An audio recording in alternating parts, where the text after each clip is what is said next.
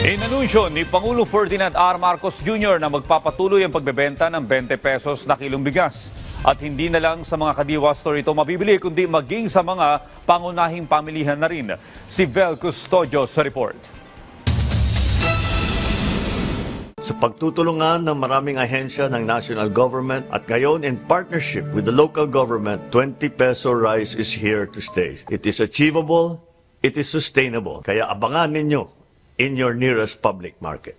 Muling iginiit ni President Ferdinand R. Marcos Jr. na mananatili ang 20 pesos per kilogram na bigas.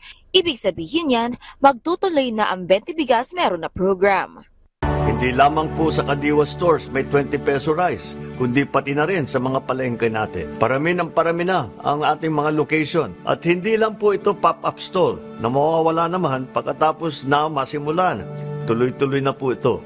Sa ngayon, available ang murang bigas para sa mga nasa vulnerable sectors. Pinawi naman ng Pangulo ang agam-agam na bababa ang presyo ng palay dahil sa murang rice. Malabo raw yung mangyari dahil may nakapakong buying price ang palay. Hindi po totoo yan. Meron po tayong minimum buying price. Ang NFA ay bibili ng basa na palay sa 18 pesos. Yung dried na palay mula 19 hanggang 23 pesos. Kahit ano pa ang maging presyo ng bigas, hindi po bababa dito ang pagbili ng NFA sa palay mula sa ating mga magsasaka. Nakatuon din ang Department of Agriculture sa pag-agapay sa mga magsasaka. Nagpapadala na rin ng rice processing machineries ang pamahalaan sa mga magsasaka upang tuyunan nilang maibenta ang palay.